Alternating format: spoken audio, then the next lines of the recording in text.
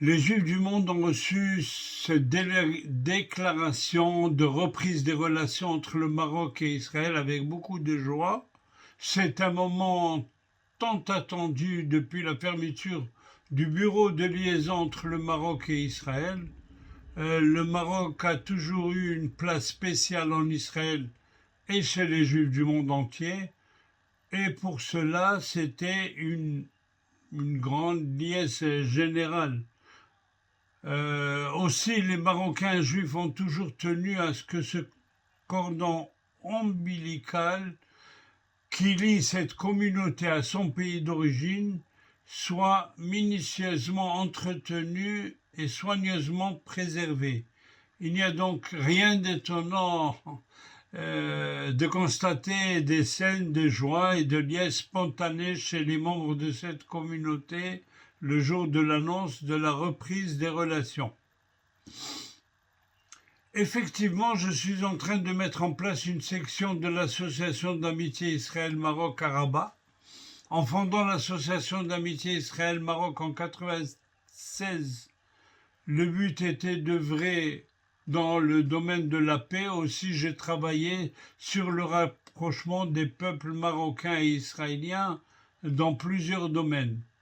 D'ailleurs, cette normalisation va nous aider dans nos objectifs de reprendre les délégations que nous organisions dans le temps entre Israël et le Maroc.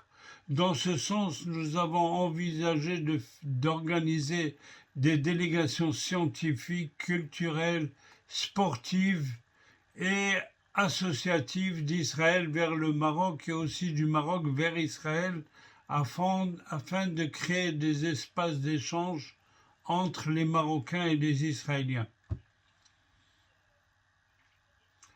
Les relations officielles ont connu des hauts et des bas, mais avec cette reprise, je pense que nous sommes dans le bon chemin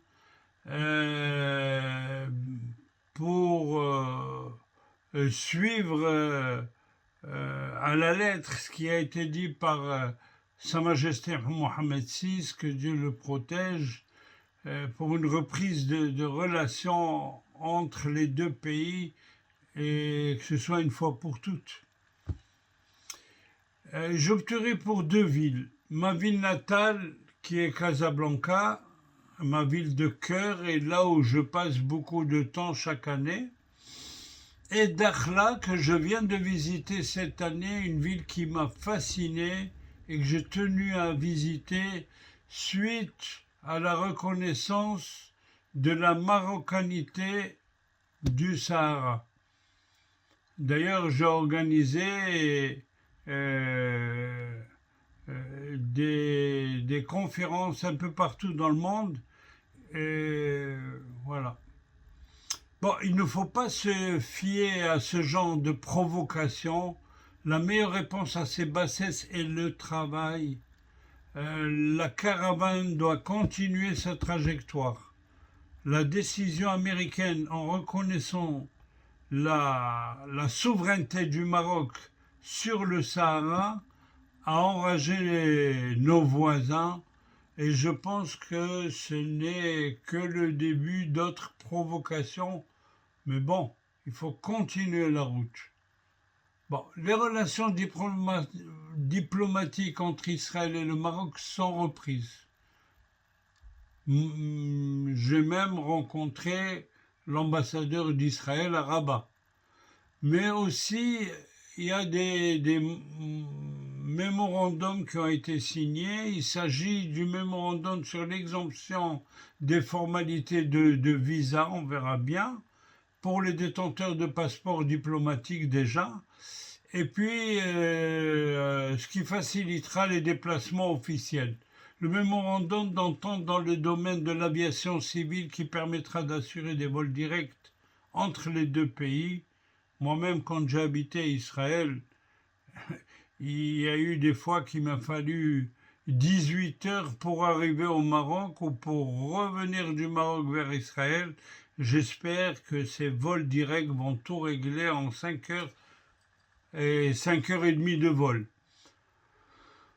Donc, il y aura aussi une collaboration en matière de gestion, d'aménagement de l'eau, le mémorandum d'entente de coopération aussi dans le domaine des finances et d'investissement qui encadrera la question des relations entre la double imposition et la relation douanière. Et il y aura une promotion, bien sûr, des relations économiques et commerciales entre les deux pays, ainsi que dans le domaine de l'investissement. Ces décisions dépassent une simple reprise de relations diplomatiques, mais ça promet une collaboration plus étroite dans le futur. Les échanges commerciaux et partenariats entre le Maroc et Israël peuvent aussi être divers et touchés par des secteurs comme les énergies renouvelables, le traitement des eaux, l'agriculture, la sécurité. Il ne faut pas décider, plutôt il ne faut pas céder et continuer à défendre notre cause nationale et faire la promotion de notre projet d'autonomie des provinces du Sud. Voilà la route qu'il faut suivre. Moi, je vais me présenter aux élections régionales et briguer la présidence de la région car je veux aider et développer la région de Casablanca-Settat qui est une région très importante de tous les points de vue au Maroc. Bon, on m'a proposé aussi des régions qui est facile de briguer, mais là n'est pas mon but. D'abord, je vais aller dans une région que je connais et puis essayer de rayonner sur tout le Maroc. Bon, si le Maroc m'en charge de cette mission, j'en serai très honoré. Je suis au service de mon pays et de mon roi, là où on me proposera. قبل ما تخرجوا ما تنساوش تابوناو في العشرين فبراير وتابعونا على المواقع التواصل الاجتماعي.